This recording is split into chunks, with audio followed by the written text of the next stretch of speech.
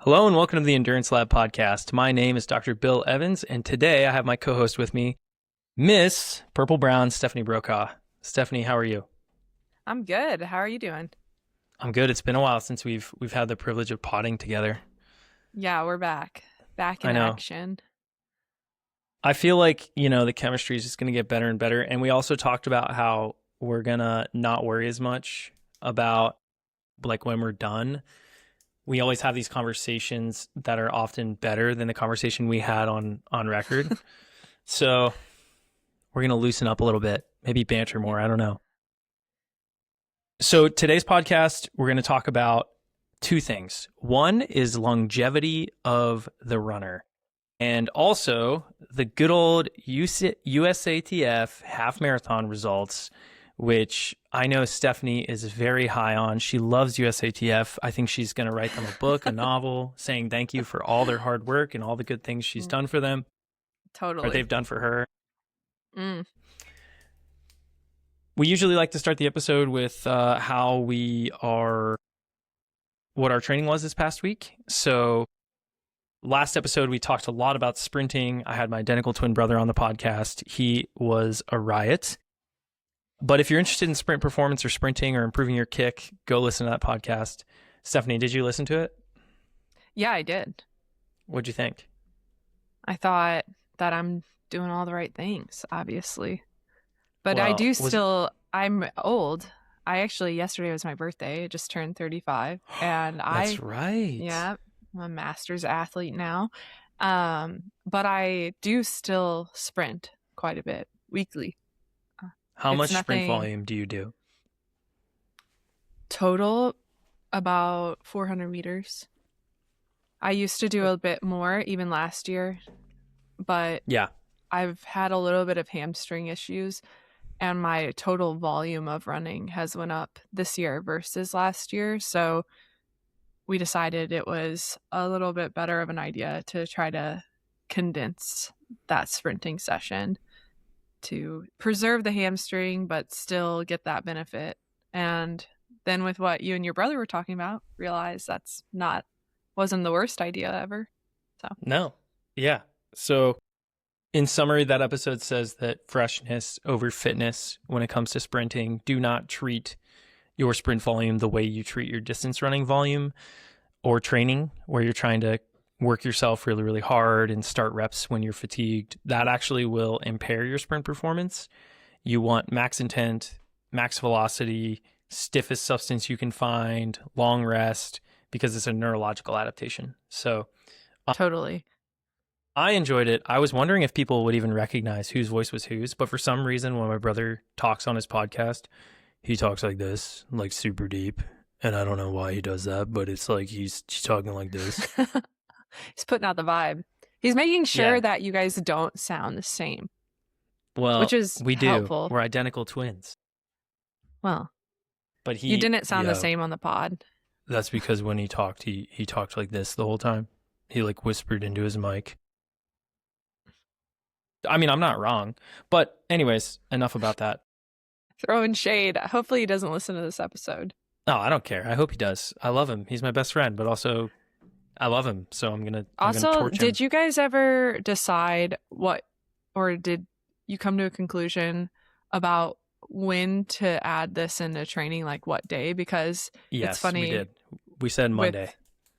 That's funny because that's what we do it Monday, and then Tuesday is always more of the longer workout of the week, unless we are, well, I guess even if we're racing, we're still doing tempo work or threshold work on that next Tuesday. Often we race Friday, so but yeah, we're doing it the day before. Threshold or tempo or VO2 is what goes on Tuesday versus the day before a speed endurance session. Yeah, you want to do it. Frankly, it probably won't matter if you do it before Tuesday or before Friday. If your Tuesdays, usually modern training, people do threshold on Tuesday, more specific work on Friday. I think it's fine to do it either Thursday or Monday, but you do not want to do it on Wednesday or Saturday because you're going to be carrying so much neural and physical fatigue from the session, and you don't want to do it after your workout, like directly after either. Again, you're carrying too much neural and physical fatigue. You're not going to be able to hit those velocities. And John gave the example that he said, like, Bill, when would you want to dunk?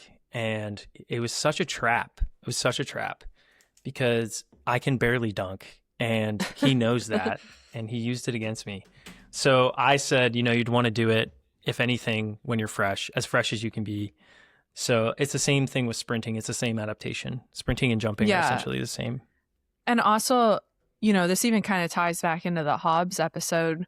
I don't like doing it the day before Friday, like Thursday, because Saturday I'm long running and sometimes I'm adding in some threshold or tempo work or cutting down just in general. And that time on feet is just an effort in itself. So then it would be 3 days in a row of those efforts. So it's funny. It totally makes sense to have it on Monday. And I don't even know. My husband Trey was like, all right, we're doing it Monday. So wait, you're married? I trust. I'm just kidding. Yeah. And he's coaching me. So wow. We work together, but it's been a process. Pooping where you eat. That's a risky business.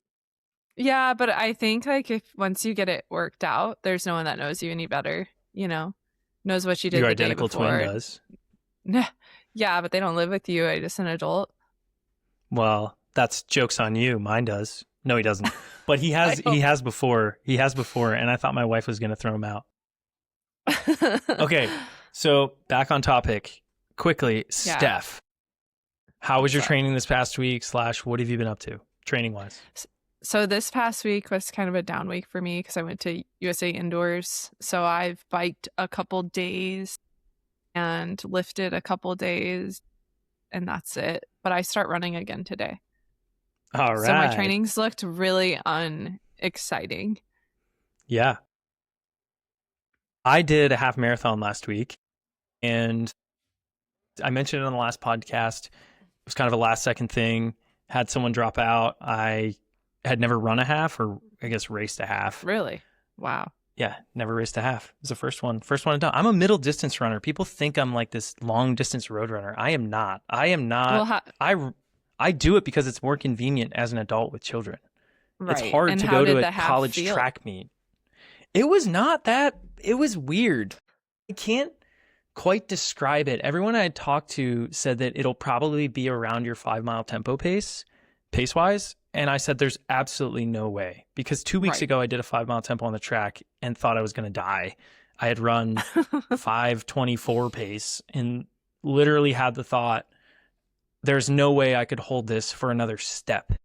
And yet, when I got into the race, I just started clipping off 5:28s, 5:28, 5:28. And then with about 4 or 5 miles to go from mile 8 to 9, the guy I was running with decided to cut down. And we had a pretty aggressive crosswind, which sucked because it was a point-to-point race. And if you have the tailwind, you're good. Great. But this was not fun because we were just getting smacked by the wind for at least the first 10K. And we made like a few turns where it wasn't as bad, but we got pretty much hit pretty hard the whole time. So anyway, at mile 8, I was like, let's do it. Let's go. Let's cut down. And someone had told me beforehand, a half marathon, halfway is really the 8 miles instead of 6.5 or whatever. And that was really good advice. Yeah.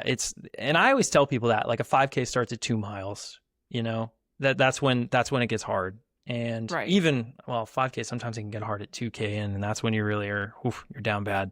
Yeah. There's a decision point in every race where you have to make that decision to hurt really bad or to let the race beat you. And it's crazy because no matter what, you end up hurting terribly anyways. Yeah, so you might as well push. Yeah. It's kind of third lap of the mile, 600 meters, or really 500 meters in the 800. Yeah.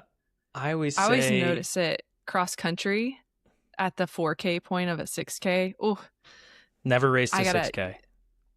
Well, it's an interesting distance, I'll say, on grass. Arbitrary. It's crazy, yeah. So anyway, closed the last 5K in sub 17, which I was really surprised. I looked at my watch and thought I was going to die at 10 miles.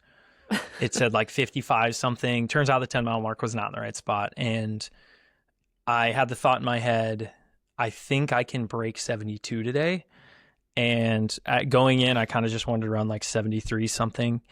So I was really surprised to break 73, but then to break 72, I was very surprised. And now kind of looking at it, I'm like, I think on the right day and the right place, I could probably get under 71. I don't think that's unreasonable considering that was the first one I'd ever run, especially if I find a course that's fast, get in a good group, actually train for it. That would maybe get the job done. But my what's up? I said, and you don't get let off course. Yeah, about that. That'll help you. So this break 70. Yeah. So I don't want to hammer this so hard, but I want to let you get after it. Can you tell the people, for those of them that don't know, the current event that happened this week, and also why it is such a big deal, particularly for athletes that are maybe unsponsored? Yeah. So what happened? USA had a half marathon championship. And it was also, there's a road running world championship where they run different events at this road running world championship. So they were selecting our half marathon team from as in USA's half marathon team from this championship. So at, I think about 11 and a half miles, the Jess Ton had, well, Jess McLean, but I know her as Jess Ton because we were in college at the same time, and that was her maiden name. So anyways, yeah, we're the OGs. So she was led off course by a lead vehicle with USA's camera and the biker, and then also the next two women, Emma Grace Hurley and Edna Kurgat, were led off with her. So they ran about, and if you look at everyone's Strava, it was about 0.6 extra. Strava is a social media running app for those of you that don't know, if you live under a rock. So a K extra, and they were running very fast, but we'll say it's about 3 minutes extra time. So they ran 3 minutes What were their times? Do you know? I think the winner, so Molly Bourne crossed the finish line as a winner, and she was very confused because she had no idea they went off course because they were so far away. So all of a sudden the tape's being pulled out, but she knew she was not in the lead. She thought she would be finishing fourth at the time, fourth or fifth. Like she genuinely was very confused at the finish line, and I think she ran 43. Yeah. So I would have got, I wouldn't even been in the top 10, and that includes people that ran off course. And then also for Jess Ton, like there's so many layers to this. It's not just the prize money or getting picked for the team. Like there's probably a contract bonus, a time bonus. I mean, you got to think about it. Like she would have been running 3 minutes less than that, or whatever her time was in the end was. I don't know what Jess ran. I think I saw 70 something, 70 or 71 somewhere. So 67, be running 67. Carry on. I mean, that's an amazing half marathon time. And if you follow Jess' story on top of that, that's not. Would that have been the U.S.? Because would that have been the women's U.S. half American record? I think Wayne Colati might have run 66. But also, like, you got to think, we're saying like 3 minutes less, but also she would have probably had a little bit better of momentum and not been in a bad mood. Because you imagine once she turned around, like she's like angry and probably a little bit more tense, those girls. So we don't even know what she could have finished in, because it would have been a celebration for her, because she's been fourth so many times trying to make these teams, which was really cool at the last Olympic trials when she got fourth in the marathon, because that was a breakout race that changed the course of the rest of her career. But, so what happened? What was the end result of this? Well, USATF just said we don't know. basically they just kind of kicked the can, in my opinion, in their statement. They took no responsibility. They said it was Atlanta Track Club or whatever's responsibility. What really hit different was they just didn't say sorry. They didn't say, like, we're upset about this too, and I think that could have went a long way for those athletes, including the ones that won. And like, it's so weird to win a championship and then not have that moment. I don't know. It's just like super weird. It's a super weird situation. What was the purse? How much would they have gotten paid?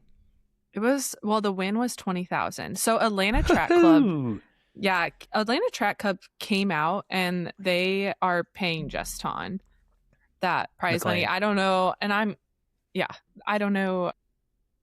And then there's Emma Grace Hurley and Edna are going to split second and third purse. I think Emma came across the line before. I did hear Edna. I did hear that there was essentially an officer that something happened and they had to swap out. They had like a call and they had to swap out who was initially supposed to serve as the pacer or something like that at a certain position. There was a traffic accident. Like I can't remember, but something happened. They had to swap someone out and somebody had to essentially lead them that maybe wasn't as familiar, or that it was a sign holder or something. But the point is that they ran further. USATF did not take responsibility for it in any way. They put it all on Atlanta Track Club. And I'm sure there's some legal contract document that talks about that. And someone that would have won and gotten a spot did not. And that is unacceptable. Yeah. So I think we're still waiting to see how this is going to all play out in the end, because I'm pretty sure the actual selection for the team is in May. We should have people replicate this. If you're bored, go out and run a half, and then at about the 11-mile mark or something. Is that when it was? Run 14 miles instead of 13. Decide to go run an extra kilometer and then get back on and finish your half and see how you're feeling at the end of it. If that had happened to me, I probably would have stopped. I would have quit. Yeah. I'd have been like, I'm done. Especially at that point in the race. That is, for context, when I was at 10, 11 miles, there was a guy I was running with. I had, created a little bit of a gap and I just let him have it at that point because I was so tired. I was like, I don't even care. Like, you just pass me. So you got it. For that to happen, I can only imagine how demoralizing it was. Now, keep in mind, I did come back and get him. But he was a really nice guy, so I kind of felt bad about it later. That's racing. Yeah, but racing at what? A random road race? Doesn't matter. It's for the glory. I wasn't getting top 10 anyways. I was so hurt. But, okay. Transitioning to aging and the distance runner, and probably why most people tuned in. I don't know. Maybe they're interested in the USATF stuff. I know that it's spicy. People are upset. There's a lot of things too. Like, even in the same weekend with USATF, like indoor championships happen, and I don't know. Tell the people, Steph. So usually we have several heats. I was in the 800. There's several heats, 4 to be exact, and usually they prorate the times that each heat would come up to a call room for warm-up purposes. Well, they didn't do that this championship. So if you were in the first or second heat, you actually got to go on the track after your warm-up and run your race. Whereas the fourth heat, they held us for 35 minutes before in a small room, and we got one stride before our 800. And I just feel like it was unfair and frustrating. And even the workers are saying normally they give us different times for each heat to come up here. So it was just a little strange that. And then on top of that, after scratches happened in the women's 1500, there were 3 scratches. And even though I was either the first or second one out, it's kind of confusing because they seed it through the mile and the 1500 times at this meet. So both count to get into the meet. Anyways, anywho, I was there, and at the Olympic trials, they fill the field.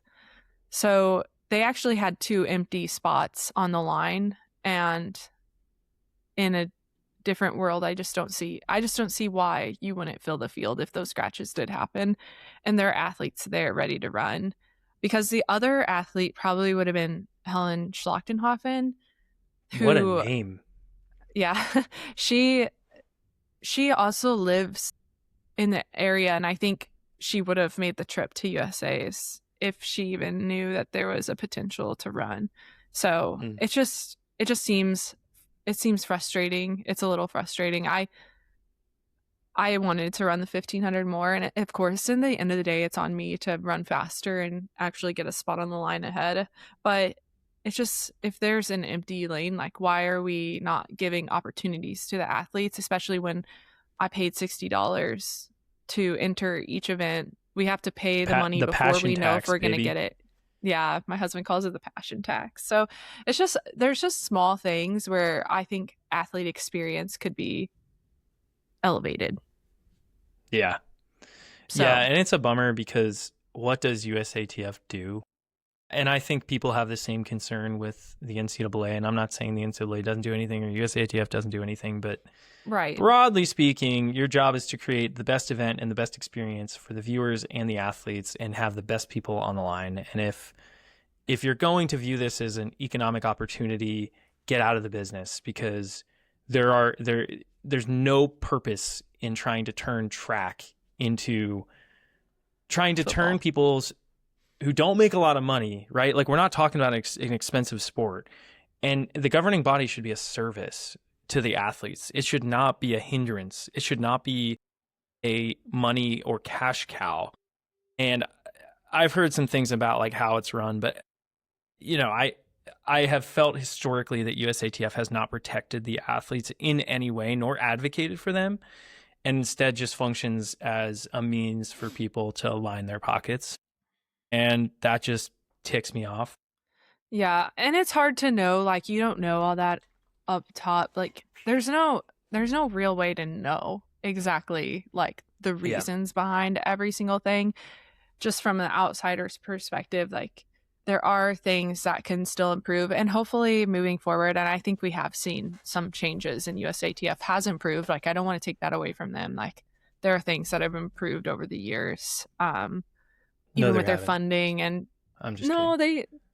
There is, but I think it's nice to know there's still improvements to be made, and hopefully moving down the line as we keep cycling forward with new, there will be new people, new CEO one day, like that, we can just keep improving. So I hope for that, and I hope that experiences like this with the half marathon push that forward, if anything.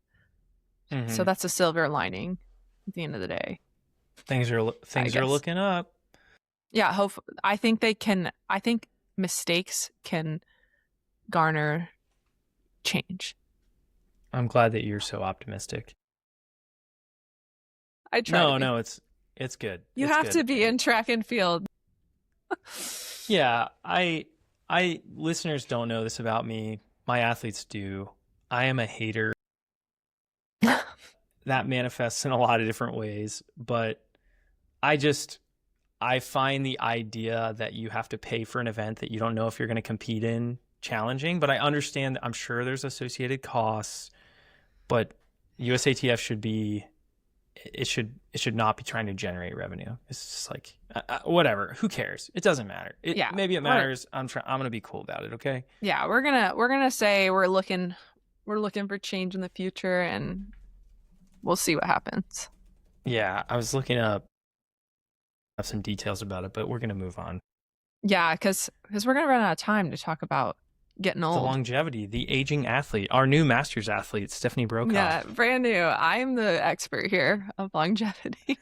I am on the way to becoming a Masters athlete, but I have good news for both young and older athletes.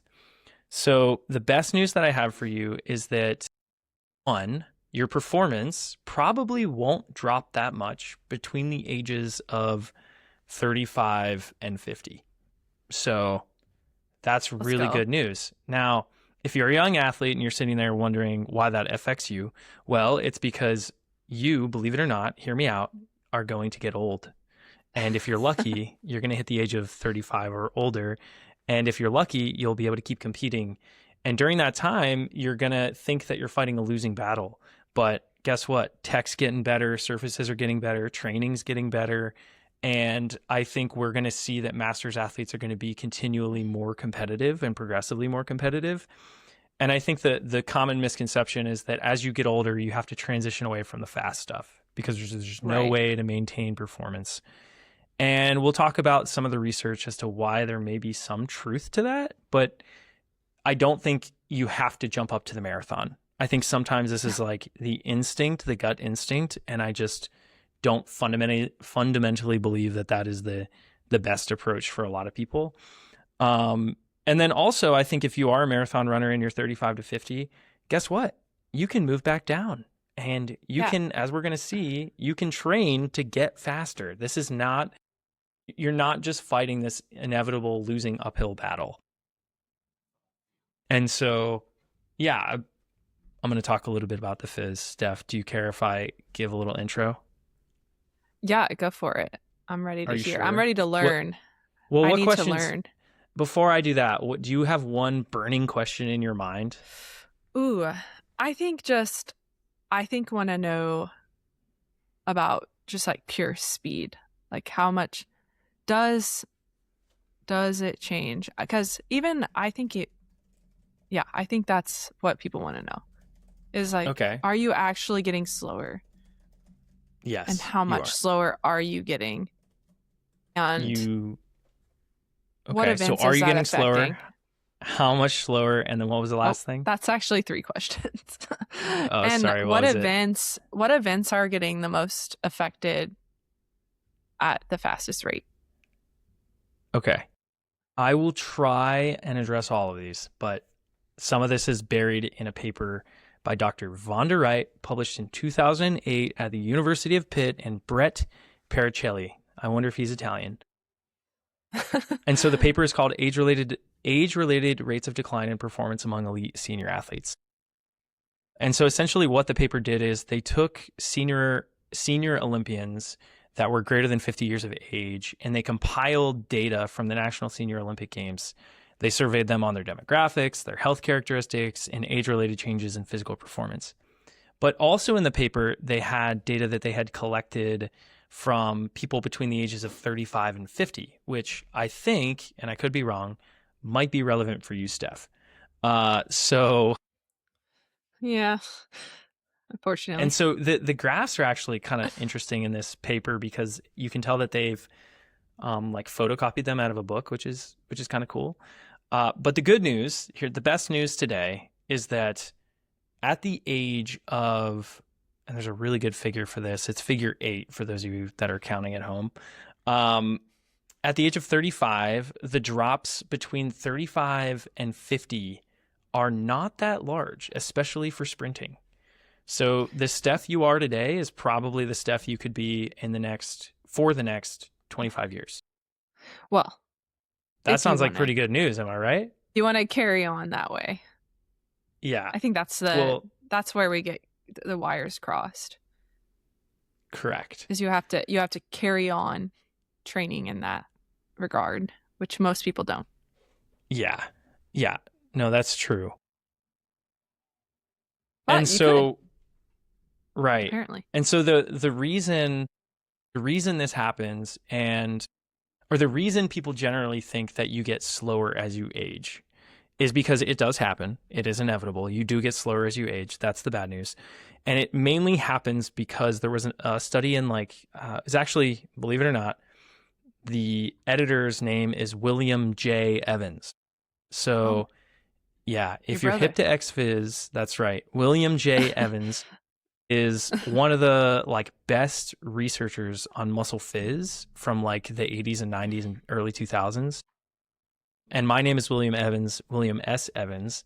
And so sometimes people will confuse me when I'll email some of these old school physiologists. They'll be like, William Evans. And I was like, no, I'm not the jazz musician, nor am I the famous exercise physiologist, but I am also a muscle physiologist. So I think it's interesting. He worked with Ben Hurley at Maryland, where I was at. But point being, there was a paper published, a pretty good review paper. I think it's actually out of a textbook in 1995 by Jan Lexel.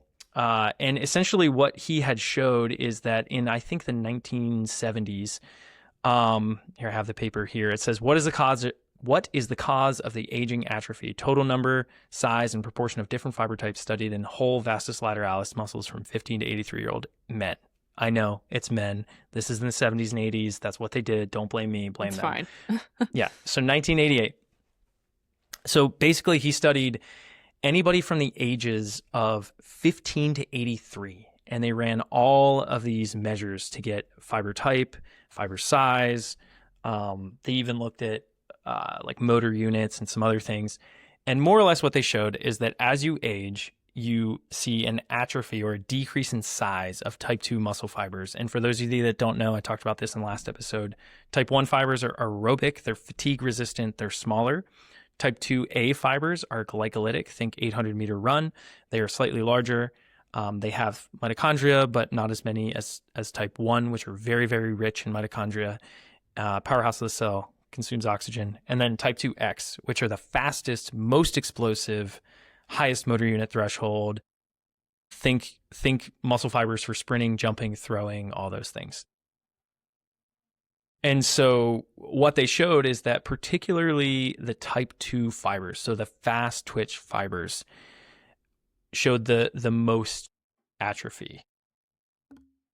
And so they had the greatest reduction in fiber size.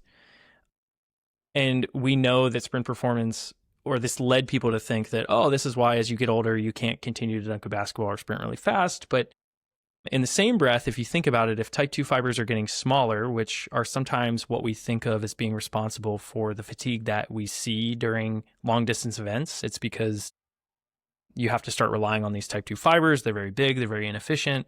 And so they start to accumulate oxygen debt and physical fatigue. So what happens is that usually people thought, well, that means you'll get better at long distance events. And right. That underpins why we think that, hey, as you age, you have to go to the marathon. You're only going to get better at it. You're only going to get worse at the shorter stuff. Move up. Right. Yeah. But the one key aspect of this study that nobody talks about is that there was no training effect in this study. So,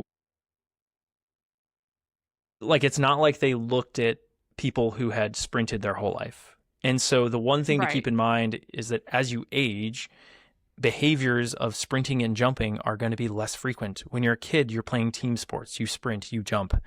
As you age, you do that increasingly less. Yeah, your lifestyle changes. Yeah, you have things happen. And so there wasn't necessarily a behavioral element. But they concluded from this paper that the occurrence of several other age-related adaptive mechanisms could influence fiber size and fiber number, as well as the enzyme histochemical fiber characteristics. And for that, they're talking about the specific oxidative enzymes, the enzymes in the mitochondria that consume oxygen.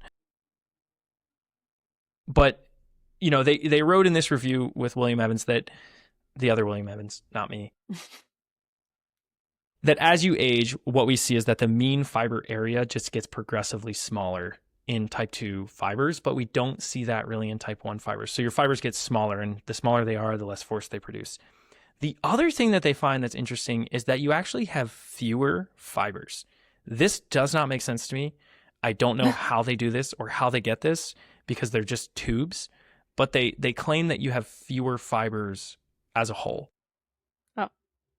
Yeah, and I think that's interesting. And so they compiled these, and they also looked at the proportions of muscle fiber type with increasing age. And here's what they showed from 5 or 6 studies from 1978 through 1990. So in men, young adults had 40% type 1 fibers on average, whereas older adults had 55%. And we're talking people 70 years of age. Okay. From 70 to 80, in another study, it goes from 64 to 75% type 1 fibers. So it's going up. In another study in females, though, get this, Steph, they had 55% at 70 and 58% at 80. So the decline was less. That's right. That's right. We stay on it. Yes, and get this is even better, right? So from 20 years of age, so this is a study by Gustafsson and Borges, I don't know. Don't ask me to say last names. In 1986, they looked at men and women, and they showed that in women, young women, type 1 fibers accounted for 52%, but in 70-year-old women, it only dropped to 48%. In other words, or let me rephrase that, it dropped to 48%. So in other words, there were proportionally more type 2 fibers in women. That's weird. Right? But, keep in mind that there were 2 additional studies by Jan Lexel and Klittegard in 1988 and 1990. In men, again, it went from 50% to 52% in type 1 fibers, from comparing 20-year-olds to 70-year-olds, and then 58% to 57%, 58% to 57% from young to old in males. So what is all this saying? What it's saying is that early on, it looked like it was super clear that as you age, you lose these type 2X or type 2 fibers, and they become more like type 1 fibers. And there is evidence to show that, like, if you look at a lot of these correlations, that there's fewer type 1 fibers, there's less explosive fibers. And the other thing that they think happens is that these things called motor units, which are they lie upstream of the muscle, they essentially shock the muscle into contracting. So not only do you have fewer type 2 fibers, but you also you get this grouping of motor units, essentially, or grouping of muscle fibers to a motor unit. And so the idea is that you lose activation of type 2X fibers. Gotcha. And there's a whole bunch of theory behind that, but you just can't access them. Type so as easily. Yeah. What they think is that, like, the motor unit, which has a little wire connected to all the fibers, instead of it connecting to just 3, now a few of those type 2X have openings because the wires have fallen off. And so the other motor unit that is there is going to compensate, and it's going to connect to all those other ones. Okay. And so last piece that I'll tell you. So a more recent study in 2024, I know I'm going deep into the science, I'm so sorry, by Hans Degens or Degens, I don't know how to say this dude's name, but he's done some good work on aging and muscle fiber stuff, I think also in heart failure. They essentially showed no relationship between aging, between the years of, like, I think from like 15 to 70 or something. It was crazy. They showed no relationship in, let me get that right. Sorry. It was like from 30 something all the way up to 90 or even 100. They had a 100-year-old. They did a muscle fiber biopsy on. Really cool. No relationship in men or women between aging and fiber types. But if you look at the figures, you can tell that the type 2 fiber cross-sectional area, it does seem to be sloping down as they increase in age. They didn't see a relationship, but it's probably due to the variance, and they acknowledge that. And the type 1 fiber size kind of stays flat. So all this to say, and in that study, they actually had sprint trained masters athletes. Okay. So what this seems to suggest to me, yes, is that one, if you're sedentary, yes, you will lose your type 2X fiber activation. You don't use it, you lose it. Exactly. 2, if you train, you might be able to preserve it. Now, I will caveat it by saying that in the study that I just talked about, they mentioned that the type 2X fibers, and this was a longitudinal study, so they looked at people like 10 years apart. They said that they didn't see too many of those type 2X fibers. So it's unclear if that's because of the method that they used. It's unclear if it had to do with the fact that they started people already being 30 or 40 or whatever, and so they missed the window and they're already gone by then. Like, it's unclear entirely, but training seems to preserve your type 2 fibers to some extent. Yes. If not, you will lose them. But from the ages, according to Vonderwright, from the ages of 35 to 50, sprint performance doesn't necessarily drop off all that much. And by the time you get to 70-ish, 70, 80, you do start to see like more rapid declines in the range of, like the rate of decline from 75 to 85 is 2 to 4 times faster than the earlier decades. Yeah. For example, in women, they see a 10% decline year over year at 75. In men, it's only 4%. And they experience muscle size loss and all this other stuff. That seems to check out too if you just, even active folks, like looking at posture of people walking around, for example. Like your 75-year-old is much more likely to be hunched over, struggling a little bit more.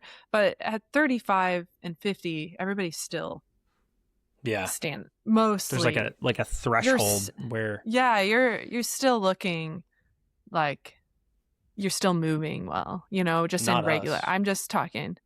We're gonna you know what haggard. I'm saying though. Like the form seems to change. Like even when you look at masters runners, like as it gets up to that 70, 80, 90 even, their running form is a little different. So I think it obviously is going to drop off at some point. Like that's father time's undefeated. So my question for you, Steph, I just hit you with all this research, all this stuff, right? Yes. You are so 35 now. Yeah, no, you're not, but it's okay. No, you are. Wow. You were always knowledgeable. So rude. I know. I have to be nicer to you. But when you are 35 now, you're training for the 800 in the mile. And what would you tell people that are maybe either discouraged or maybe thinking about moving up or thinking about moving down, how your training has had to change to, one, how it's had to change, and two, like what parameters, your performance parameters have kind of dropped off, especially relative to when you were running at Arkansas. So how have you trained your training, and what things in particular have you noticed as you've kind of transitioned into now a master's athlete?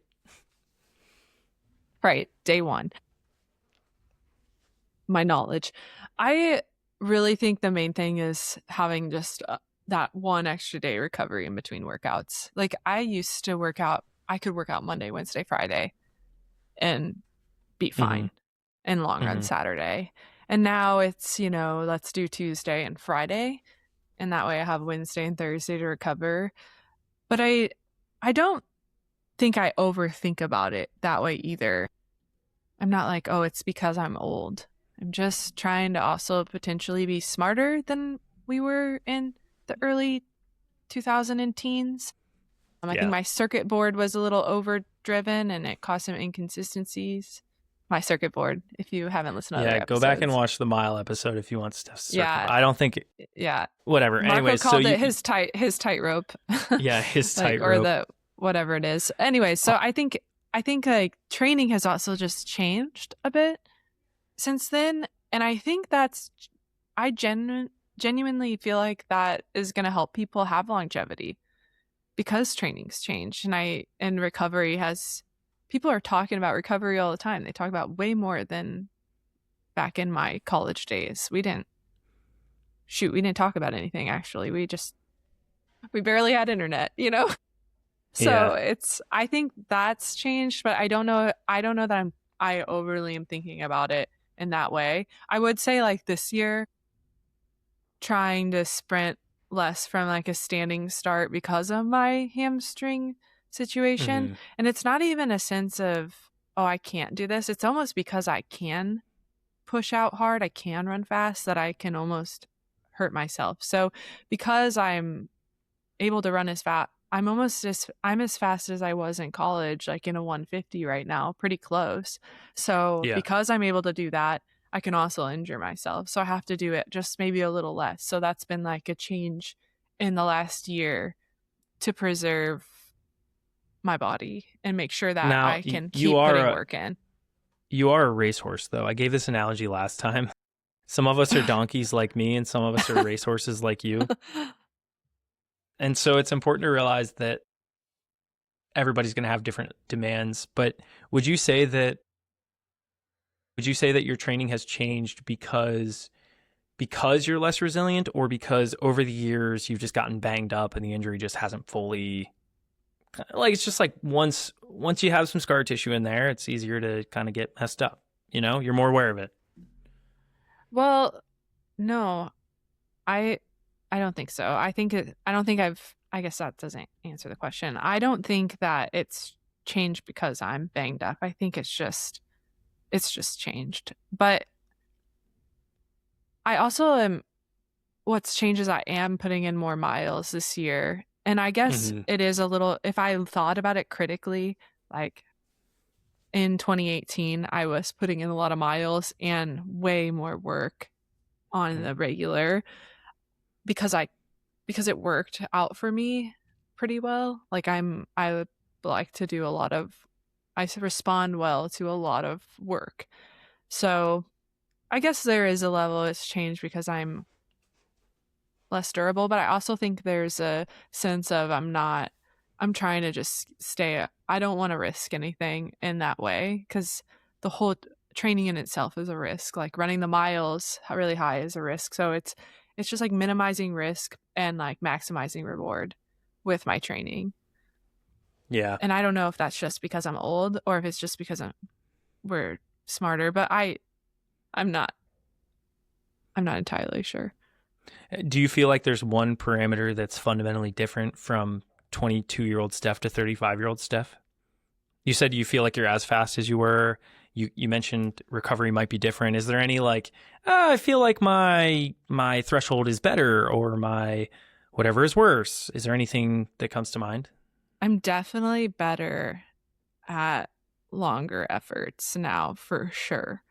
Like I Dang can it. keep, You're supporting the threshold idea here. but Or I think that's well, you're more of supporting a, the idea that type 1 fibers develop more as you age. I think it's a training age thing more than it's my age, you know? Can I hit on that real quick? There's a Yeah. study, of course, by Dr. Ed Coyle, and I believe, don't quote me, I think it's 1980 something.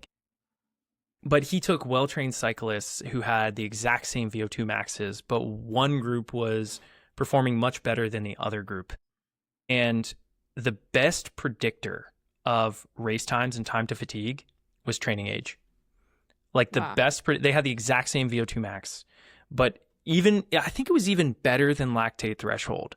Training age Wow. was a better predictor of their performance. I mean, don't get me wrong, lactate threshold was very strongly correlated to their performance, but training age is like super important. And it's unclear if the training age is a function of just overall age, but these people were all similar ages in the study.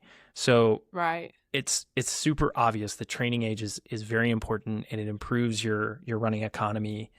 And I think that's the thing that people, can I keep on this train? Yeah, go for it. Okay. So that's the thing that I think people need to realize is the longer you train, you're getting closer and closer to whatever that ceiling is for you because you're getting more and more years. When you think about these studies, they're taking these Olympians. The reason I think they don't see that much of a drop off is because the training age compensates for the drop in physiology. Like we know that max heart rate drops year over year. We know that as you age, your VO2 max will drop solely because your max heart rate goes down and thus your cardiac output drops and that drives down your VO2. But what we also know is that in 85-year-old runners, they run essentially at their lactate threshold the entire time. Like, in fact, they're actually even potentially running under their lactate threshold at their max heart rate the whole race. Right. That's crazy. So, yeah, but that's what happens. And so training age, like, I fundamentally believe I'm still not at my genetic peak. I didn't run from the times I was 18 through 27, and I'm like, there's more in the tank. Plus tech, man. Like, there's so much tech out there that the tech makes it, oh, I love it. I never raced a mile with Mortons or Super Spikes. I want to know what happens. Yeah. Do I just crap my pants, I guess? Yeah, it's hard to say. Would you? Well, depends on the day. Yeah, sounds like you've experienced I think it. it's kind of interesting that it's not, I think, yeah, okay, so you're saying like your more running economy is more efficient, but I also wonder about mentally, you know, because it's hard to study what's in between the ears, but I just think like the ability to grind and be okay with discomfort, like that's your pain tolerance goes up. You know, I even notice it coming off of a break of running. My pain tolerance is down. I genuinely, I got a tattoo. This is a side quest. I got a tattoo on my rib cage in Yesterday? 2018. No, I was like, yeah. happy birthday, Celebrating Steph. a master All right. athlete. So no, weird, so I'm 2018, my best year ever. While I was running my number 1 times I've ever run, I got this floral tattoo on my rib cage, and I was super fit, like super fit. Everything's firing on all Shelby cylinders. Houlihan style. Best friend. Okay. All right. Go on. Anyways, so I was able to just sit through it. I could just do it. You know, I was training really hard, everything. It hurt, but the lady was like, I'm shocked by how like fit you are. Please how tell you're me you able got to... another one and it was not that No. good. So then I came back during like at the end of my running break after that season, because you come back for a touch up. So they're, you know, because the first one, so they touch it up after that. And that hurt so bad. I was less in shape, definitely put on a few pounds. So I should theoretically have a little more cushion. I should have been able to handle it better, but it hurt so much worse. And I genuinely think it was because I hadn't been going through pain on a regular basis, so my pain tolerance wasn't at, whereas it was at its peak when I first got it. So it's kind of interesting. I think a training age is also like your ability to tolerate pain mentally. Yeah. Or physically. No, I don't know the science behind that, but it's my personal experience. No, I mean, so I think it's pretty well demonstrated that is a thing. I'd have to read the science on it. It's just another topic for us down the road. Yeah, maybe. Man, that's a pain good tolerance. Instagram post too. I had another thought. We're about at the end of our time here, but can I go back all the way to the beginning? You had talked about the warm-up. There was something I wanted to hit on that, and then I'll summarize the aging things. We're going to close the loop. Oh, fine. Call me out on my ADHD. Fine. The aging. Okay. No. Point with aging is this, is that if you train, you can, it seems that you can prevent a lot of the age-related declines in performance. 2, from the ages of 35 to 50, the drop in performance does not appear nearly as great as the drop from, sorry, Steph, but even from 25 to 35 or 18 to 35, it appears that there is somewhat of a drop. That drop appears to be greater than the drop from 30 to 50. And then from 75 to 85, you start to see pretty big drops. So keep training. If you're young, keep training. Hit as high as you can so those drops don't affect you as much because you're starting from a higher place. And if you're older and you're 40 and you're like, I want to get training again, guess what? You can be as good as you were at 35 as you are at 40 or 45 or even 50. So that's great news. That's the good news. You can train to hit that peak that you never got a chance at when you were 35. Yes. And then the other thing is that we do know that there are these age-related declines in motor unit loss, fiber size. You do tend to get more type 1 fibers, but that just means that you can move up. That doesn't mean you need to go all the way to the marathon, but you can move up and still excel. And that's why that is the general belief. One last bit that I didn't mention is that it doesn't appear the mitochondrial enzymes change all that much, which I was kind of surprised by. Usually people talk about the number of those enzymes. I think they might change a little bit, but it's not as much as you'd think. So cool. Yeah, it's all good news. This is all good news. One last bit, I looked at Paula Radcliffe. Her data is actually public, I believe. Andy Jones, I think, well, I pieced it together. It appears that it is Paula Radcliffe. It's a runner from 1993 through 2003 or something that run these very specific times in the UK. And I'm like, oh, that's Paula Radcliffe. And her VO2 is 73. That's what my VO2 is. That's it. She was incredible. I don't think I'll ever run her times, but that's fine. Yeah, she even talks about it during pregnancy in her book, in some books, that she just slow her pace down to 6:10 pace, and it would be really relaxing, like super pregnant. What a freak! Slow her pace down to 6:10. What? Cool, for easy runs, cool, bro. And stuff. She's the reason we ran too fast in the 2000s. Machine. But her VO2 only dropped to, I think, like 66 or 67. And some of that was just because of her training. She was doing marathon work, but her threshold got better and better. So that's like a whole, there's so many good examples. Werner Gunther is another one. You can look that up. He essentially defied his own genetics and was an Olympic thrower with a lot of type 1 fibers. So that's pretty cool. What about the warm-up you were going to say? Okay, back to the warm-up. So, because I'm curious. There's a study. Yeah, of course. I feel like all I say is there's a study. This episode's going to be a little longer. Get over it. Yeah, get over it, people who want a short episode. Okay. Michael, I think this is it. Yeah, effects of high-intensity warm-up on 5K performance time in trained long-distance runners. Rafael D'Souza is the senior author. This paper came out in 2023 in the Journal of Sports Science and Medicine. And what they showed is that when you do a high-intensity interval warm-up, not even interval, like a high-intensity warm-up, they saw that 5K performance improved substantially.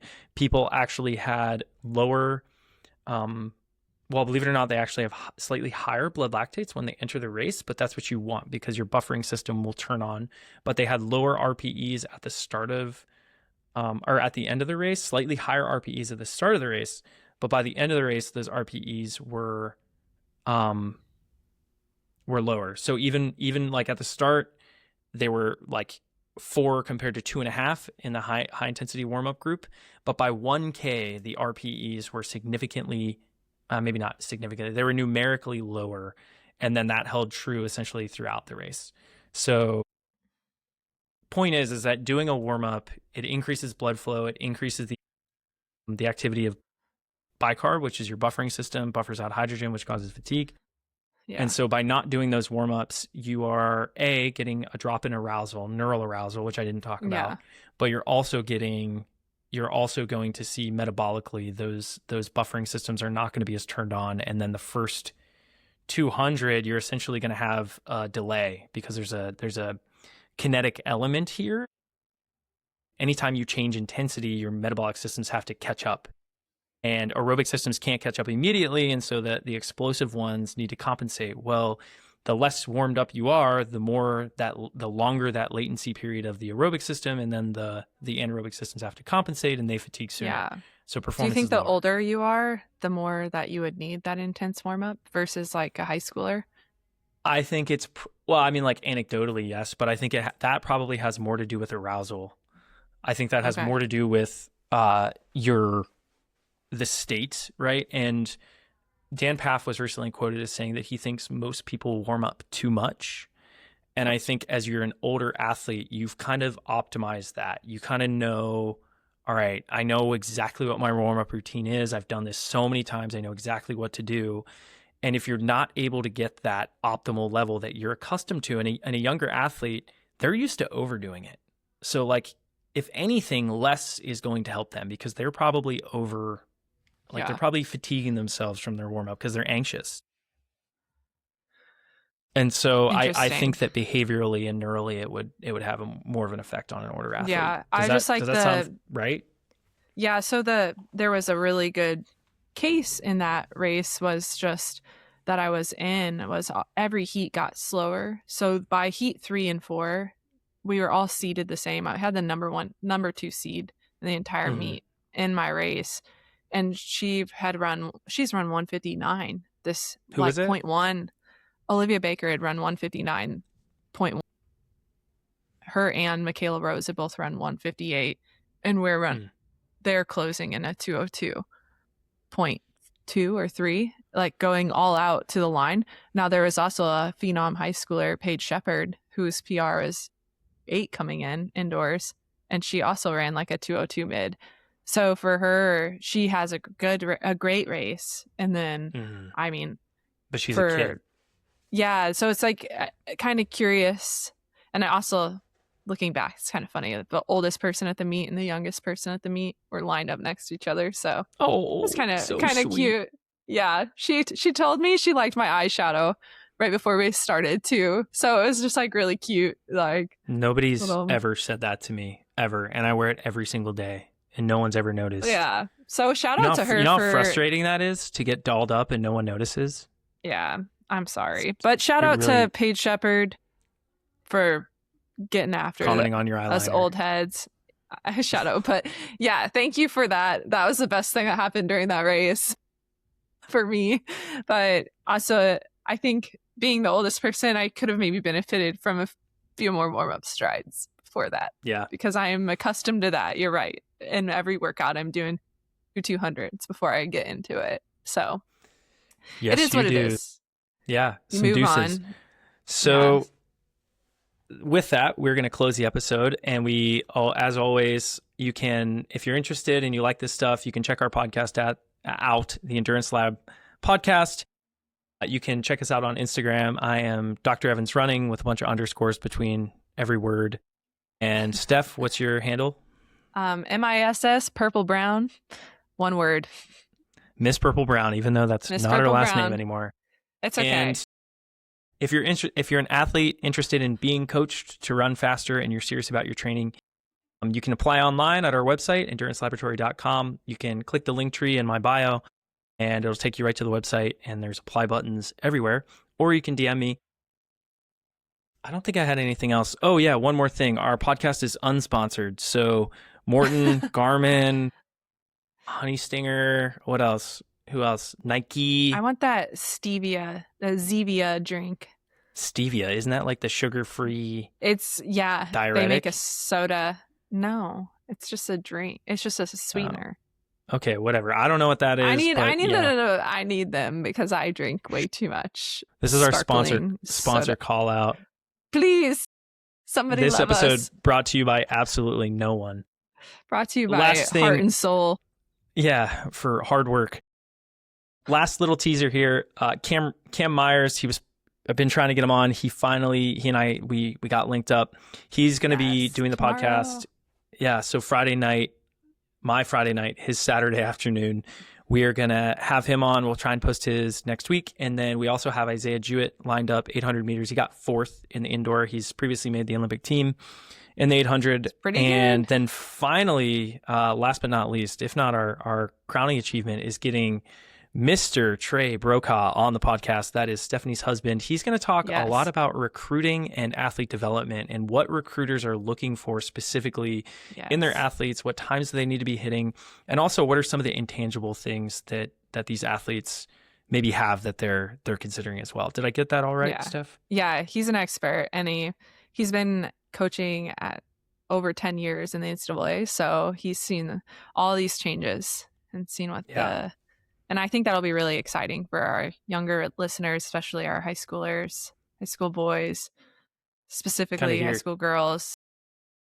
Learn more and more. See what it takes to make it. Yeah. And to understand more maybe because they're experiencing that recruiting process, but maybe they don't understand why they're not hearing back from someone and they are from someone else, those different things. So yeah. Just show up to their office, give them a call. No, don't do that. He'll tell you what to do. Right. Yeah, we'll ask Trey what they should do. Yeah, what's the appropriate avenue? Yeah.